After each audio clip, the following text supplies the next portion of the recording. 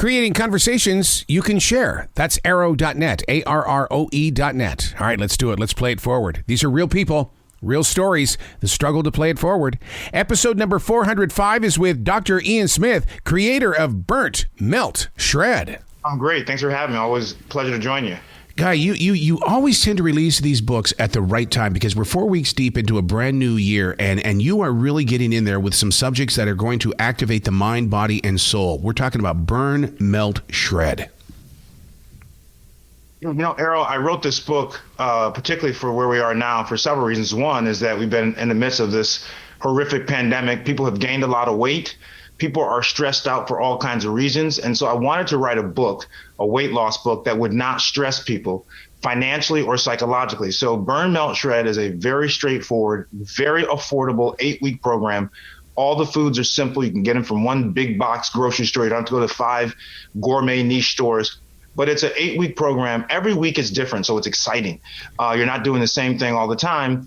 And I've built it with a lot of options. So whether you're vegan, vegetarian, pescatarian, carnivore, it doesn't matter, gluten-free, you can follow this plan. And entire families can eat the food. I made sure, once again, going back to the central premise of affordability, people don't want to break the bank when they're trying to lose weight. And so all the recipes in the back of the book and the snacks can be fixed for the entire family. You don't have to fix yourself a meal and then fix one for your rest of your family members. That's, once again, expensive. So that's what this program is all about, and people are really enjoying it. The average weight loss is about 8 to 10 pounds in 8 weeks. Some have lost up to 12 pounds.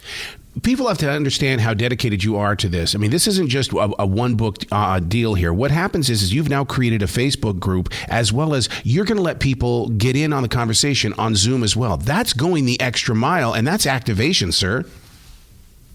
Well, I wanted to do something different this year. I was sitting in my car in mid-December waiting for my kids to get out of school, and I said, what could I do different this year? And the idea was, why don't I offer me for free? And so, yeah, I created a Facebook group that people can join. We have over 9,000 people already. It's called Burn, Melt, Shred. Once again, the title of the book. So you can join that group. Also, I do in the group Facebook live sessions at least 3 times a week where you can interact with me, ask questions, make comments.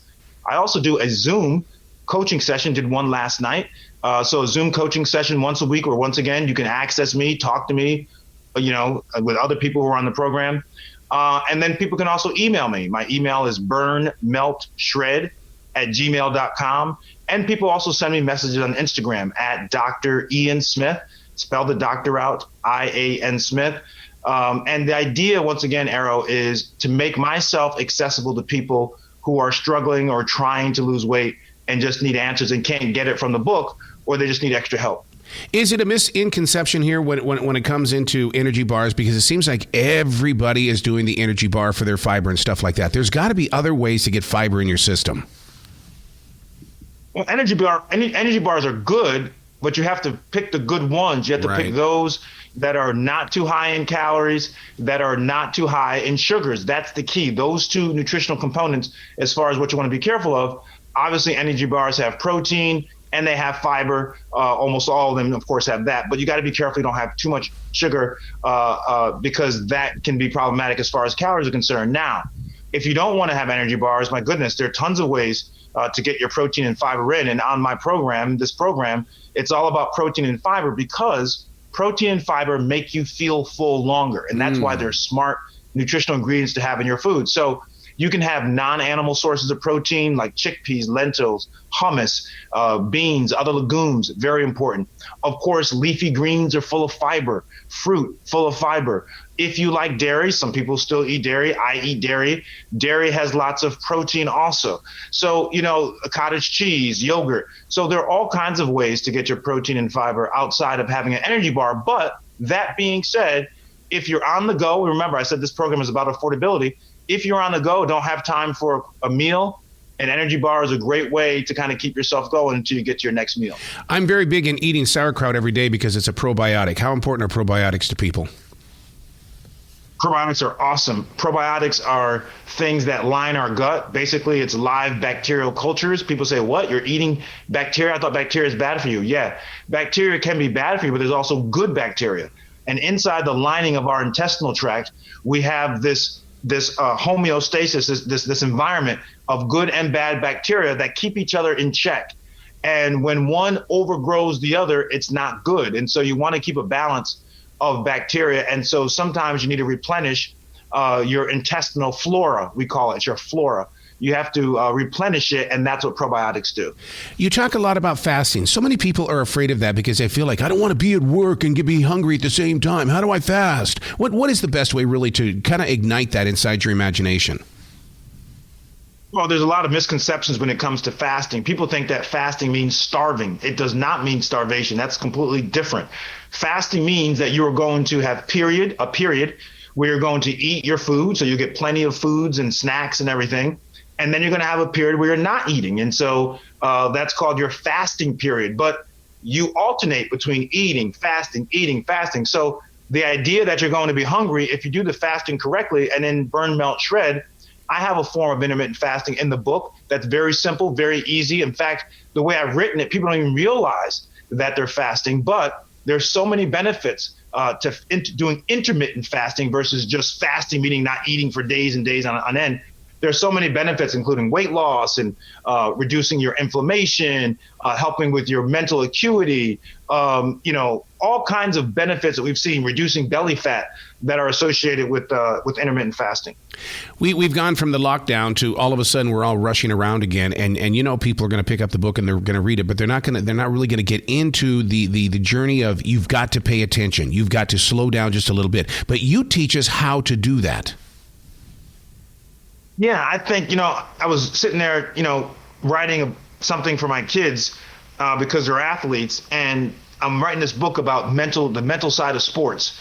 And the chapter I'm on right now is patience. Sometimes you have to slow down at those most critical moments. Your instinct is to rush, but in order to be successful, you need to do just the opposite. You need to slow down. And I think that applies not just to sports, but it also applies to weight loss and following weight loss plans. Don't rush.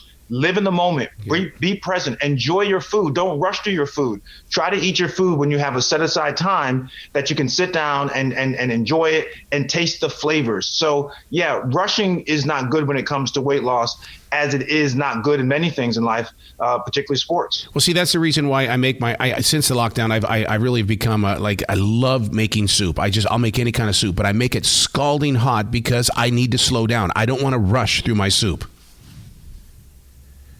Wow, what a good strategy. That is true. I love soup, by the way. The book has some soup recipes, and there are 20 recipes in the back of the book, as well as snack recipes. But yeah, I think, speaking of soups are a great way, by the way, to lose weight, because not only are you getting a full complement of nutritional ingredients, but you're also typically reducing your calories, but you're having good volume. So you're filling up on less calories, and you're still getting all those great nutrients. I love it. So now one of the things that people do when they hear a protein is they instantly go to the beef. Beef is not the only source of protein. I mean, I love me some chicken and I love me some fish, but still, for people that don't like meat, you've got stuff in here for vegans and vegetarians. I love chicken, meat, fish. I love it all. Beef, and I eat it all. However, what I've done is I've started eating it in moderation because I've become more plant-based. In fact, my next book out in April is called Plant Power, which is about how to become a more plant-based eater, not a vegan or vegetarian, which is fine if you want to. But for those who still want to eat chicken and beef and fish occasionally, and yet still get the benefits of living a vegetarian-like lifestyle, that's why I wrote this 4-week plan called Plant Power that's coming out in April. But even in Burn, Melt, Shred, this current book, there are some plant-based days where we reduce the amount of red meat, reduce the amount of meat in general, and increase the amount of phyto, meaning plant, phytonutrients. And that has a tremendous impact on our blood pressure, on our cholesterol levels, on our blood sugar levels, all the other health indices, including weight, of course, that we tend to care about. Eating more plant-based can have a significant impact. You got to come back to the show anytime in the future, Doctor. The door is always going to be open for you. Arrow, I appreciate it. Once again, guys, join our Facebook group. It's called Burn, Melt, Shred, which is the name of the book. I appreciate you. You be brilliant today, okay, Doctor? You too. Thank you.